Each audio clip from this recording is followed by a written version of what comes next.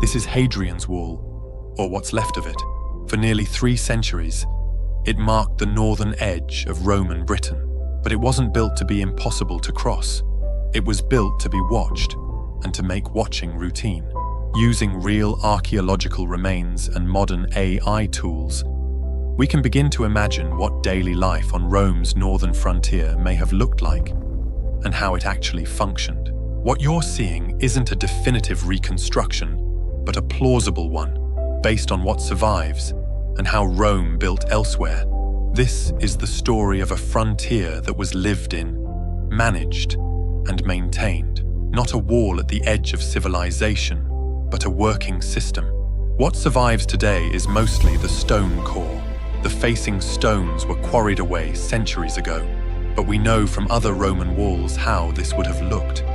Roughly 15 to 20 feet high, with a walkway behind a crenellated parapet, wide enough to move along, high enough to see from and be seen. The wall ran for 73 meters from the River Tyne in the east to the Solway F in the west. Every Roman mile there was a gateway, every third of a mile a watchtower. This wasn't a fortress, it was a surveillance system. Its power came from repetition, the same patrols, the same watch points. Every day, the wall didn't stop movement. It controlled it, filtered it, made it visible. And that visibility worked both ways. Anyone approaching would have seen this. A continuous stone statement of Roman presence stretching across the horizon. Most of the time, nothing happened. And that was the point. Behind the wall, there's something less obvious. The vallum, a massive earthwork, ditch, and banks running parallel to the wall about 100 yards south. This wasn't a defense in the traditional sense. It was a boundary. It created a controlled military zone. You couldn't just wander into the frontier infrastructure. Access was regulated, even for Romans. The vallum tells us something important. Control began behind the wall, not just in front of it. This was a managed space, deliberate, organized. But the frontier existed before Hadrian. Long before the wall was built, Rome was already shaping a presence here. Campaigns under governors like Agricola pushed north in the late 1st century, and roads like the Stane Gate began to fix Rome's presence into the landscape. This was the original frontier road, connecting forts, moving supplies, projecting power. Roman roads didn't follow the land. They imposed order on it. Straight lines through uncertain terrain. The wall didn't invent the frontier. It formalized one that already existed. And that earlier system had to be fed. This is Corbridge. It doesn't look like much now, but this was one of the most important sites on the entire frontier. A supply depot, an administrative center, a crossing point on the River Tyne. Grain, weapons, tools, clothing. Everything the wall needed came through places like this. We can only reconstruct what the foundations tell us. Roman logistics were standardized. We know how they built warehouses, how they organized supply, how they moved goods. Corbridge may have been larger than what we're showing, but even at this scale, it's clear frontiers only work if they're fed. And feeding this one took infrastructure, planning, and a lot of unglamorous work.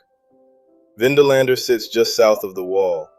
It was here before Hadrian arrived, and it stayed occupied for centuries after. This is where we get closest to the people.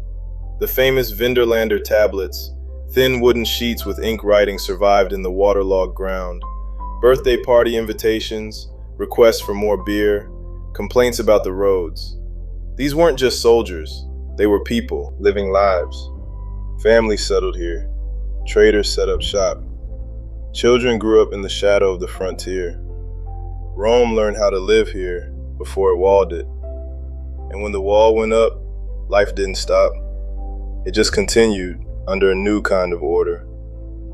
Every Roman mile along the wall, there was one of these, a mile castle. The name is misleading. These weren't castles, they were gateways. Small practical structures, just big enough for a handful of soldiers, and a gate through the wall. This is where people crossed under watch with permission. Traders, locals, messengers, families. The wall didn't seal the frontier. It filtered movement through controlled points. Nothing here is oversized. Nothing is dramatic. The frontier worked because it was tight, repetitive, and always watched. Between the mile castles, every third of a mile, a turret, 2 soldiers, elevated position, clear sight lines. Nothing elaborate, just a place to stand, watch, and be seen. Most days, nothing happened. Patrols passed, reports were filed, routine as deterrence. The frontier worked because it was everywhere, all the time. Some forts were built directly onto the wall. Housesteads is one of the best preserved.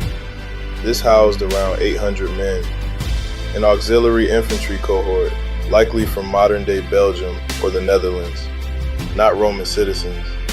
Provincials recruited from other parts of the empire, serving on someone else's frontier.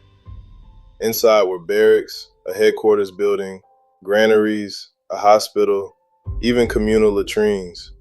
Everything laid out in the standard Roman grid, border made visible.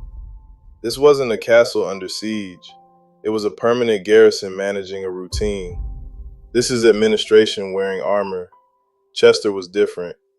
This was a cavalry fort. 500 mounted troops, fast, mobile, able to respond quickly to trouble.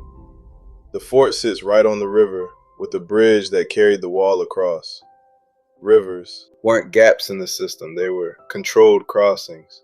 And cavalry meant Rome could patrol beyond the wall, enforce treaties, and show force without committing to pitched battles. There weren't many major battles here. The system worked because it didn't need them. Control didn't end at the wall, it moved along it. The wall ended at rivers. In the east, the Tyne in the west, the Solway.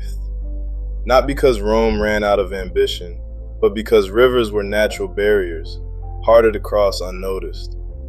At Wool's End, there was likely a naval or river patrol presence. The frontier extended onto the water. At Bonus, on the western coast, the fort has mostly eroded into the sea, but we know it was there. And south from Bonus, a chain of smaller towers and fortlets continued down the Cumbrian coast. The wall wasn't just a line, it was a system. Not far from the wall, tucked into a hillside, was something else. A Mithram, a temple to Mithras, a god popular with soldiers. Small, dark, hierarchical, initiation-based. This is where soldiers came to find meaning, to bond, to cope with isolation, danger, and the weight of routine. Above ground, Roman order, discipline, the machinery of empire. Below ground, mystery, ritual, belonging, order outside, meaning inside. So what was on the other side of the wall? Not an empty wasteland, not howling barbarians at the gates. People lived here, tribes with their own structures, alliances, and economies. Rome traded with them, negotiated with them, sometimes fought them, often ignored them. The wall wasn't a line between civilization and chaos. It was a choice about where to stop. And for those on the other side, the wall may have meant something different. A boundary, yes, but also a place to trade, a source of goods, a statement of power that could be tested or ignored or lived alongside. Life didn't end at the wall. It simply changed. 20 years after, Hadrian's wall was finished. Rome pushed north again, the Antonine Wall, across the narrower Fourth Clyde line, built of turf, not stone. It lasted less than a generation. Then Rome pulled back to Hadrian's Wall. What does that tell us? The frontier was negotiable, strategic, not sacred. Rome drew the line where it made sense and moved it when it didn't. One last thing worth remembering. The soldiers who built and manned this wall weren't Romans. They were auxiliaries, recruited from Gaul, Germania, the Low Countries, Syria, North Africa, provincials managing other provincials. They served 25 years. If they survived, they earned citizenship. Many stayed, raised families, became part of the landscape. The wall wasn't defended by Rome. It was defended by people Rome had recruited, trained, and placed here. The empire worked because it made others invest in it. After Rome left Britain in the early 5th century, the wall was abandoned. Its stones were quarried for churches, farms, roads, pieces of empire repurposed.